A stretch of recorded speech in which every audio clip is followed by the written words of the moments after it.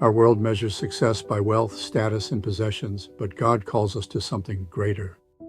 Truth Over Treasure is a place to explore Scripture, challenge the heart, and discover what truly lasts. Seek first the kingdom and let truth guide your life.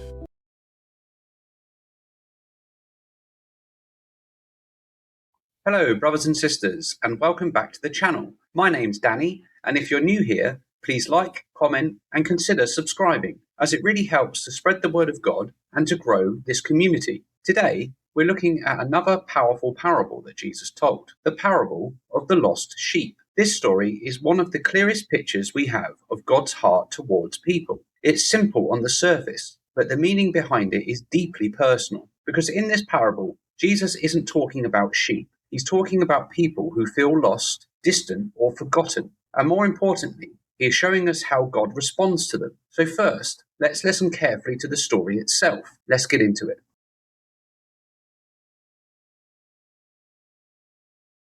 This parable is told in Luke, chapter 15, verse 1 through 7.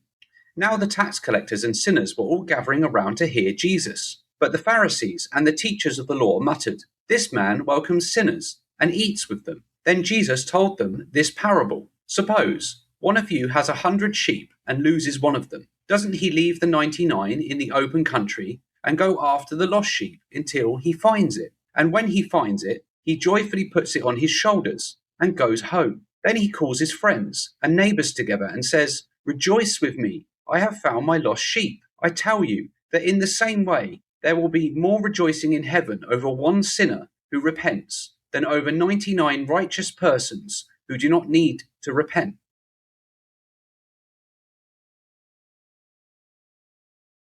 Jesus begins the parable with a simple question. Suppose one of you has 100 sheep and loses one of them. Doesn't he leave the 99 in the open country and go after the lost sheep until he finds it? Right away, something small happens. Out of 100 sheep, just one goes missing. And from a practical point of view, it might not seem like a big deal. 99 are still there. The majority are safe. Life could go on without much disruption, but Jesus is drawing our attention to something more important. To the shepherd, that one sheep still matters. It's not just a number. It's not just a small loss that can be ignored. It's something that is noticed, something that is valued. And this challenges the way we often think, because in everyday life, we tend to focus on the bigger picture. We focus on the majority. We focus on what's still working. But in this parable, Jesus slows everything down and focuses on the one. And that tells us something important about how God sees people. No one is overlooked. No one is just part of the crowd. Each person matters individually to God. Even when it seems like they've wandered far away, God still wants to pull you closer and to save you.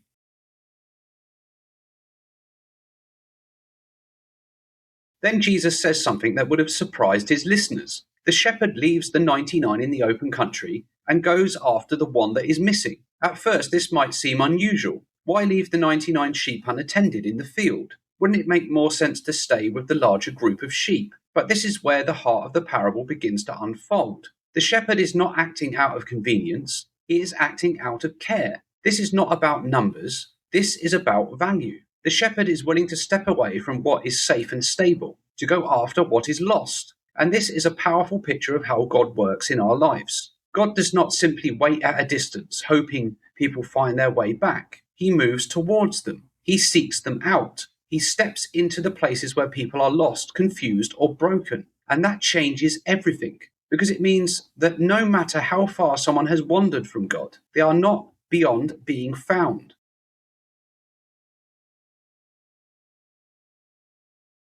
Jesus states something very important about the shepherd that goes after the lost sheep. He states he searches until he finds it. This phrase is important. He doesn't search for a little while and then give up. He doesn't stop when it becomes difficult. He keeps going. He stays in persistence. In his search, there is determination. And that shows us something deeply encouraging. God's pursuit is not half-hearted. He does not give up easily, even when people drift away, even when they make mistakes. Even when they feel far away from him, God continues to reach out. And sometimes that pursuit looks different in different people's lives. It might be a conversation, a moment of reflection, a difficult season that causes someone to stop and think. But behind it all, there is a God who is still searching for us, still calling, still reaching out. And that gives hope, because it means that being lost is not the end of your story.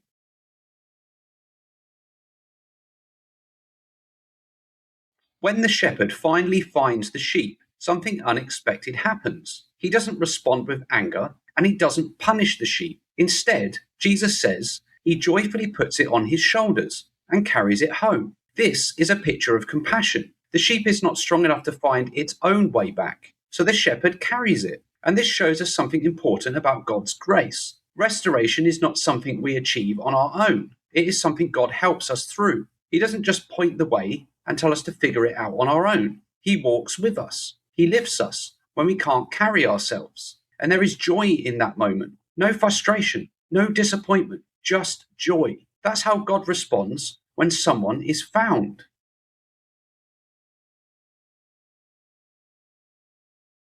Jesus goes even further and states that when the shepherd returns home, he calls his friends and neighbors together and says, "Rejoice with me, I have found my lost sheep." There is a celebration, there is a shared joy. And then Jesus connects this to heaven. He says there is more rejoicing in heaven over one sinner who repents than over 99 righteous people who do not need to repent. This shifts the perspective completely. Heaven celebrates restoration. Heaven celebrates a return, not perfection, not performance, but the moment someone turns back towards God. And this is important because many people assume the opposite. They think God responds with judgment first, with disappointment, with rejection. But this parable shows something different. It shows a God who celebrates when people come back to him.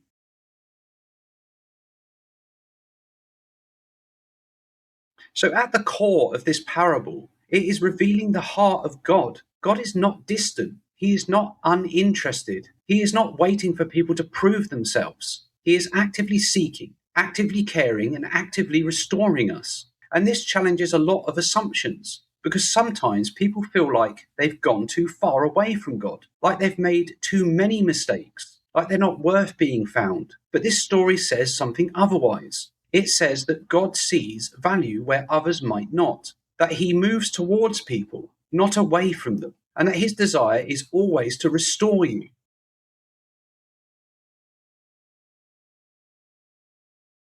This parable isn't just a story about a shepherd and sheep. It's something each of us can relate to, because at different points in our life, people can feel lost in different ways. Sometimes it's obvious, sometimes it's quiet, drifting slowly or losing direction, and feeling distant from God, feeling a disconnect. And in those moments, it can be easy to believe that you're on your own, that no one notices you, and that no one is coming. But this parable speaks directly to that. It reminds us that God sees us, God notices our struggles, and God cares enough to come looking for us, no matter how far someone has wandered from him.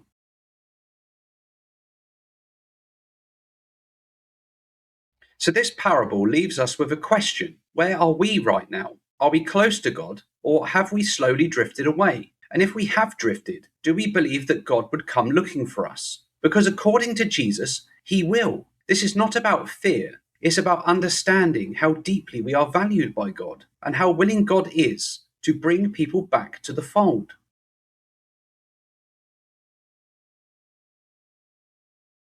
So if this message has spoken to you today, I'd love to hear your thoughts. What part of this parable stood out to you the most? Leave a comment below and share your thoughts. Let's have a real conversation about it. And if this video has helped you to reflect on Scripture, make sure to like and share it with someone who might need to hear it. And subscribe if you want more biblical discussions like this, where we explore Bible stories and the lessons they hold for our lives today. Thank you for watching. I'll see you in the next video. God bless.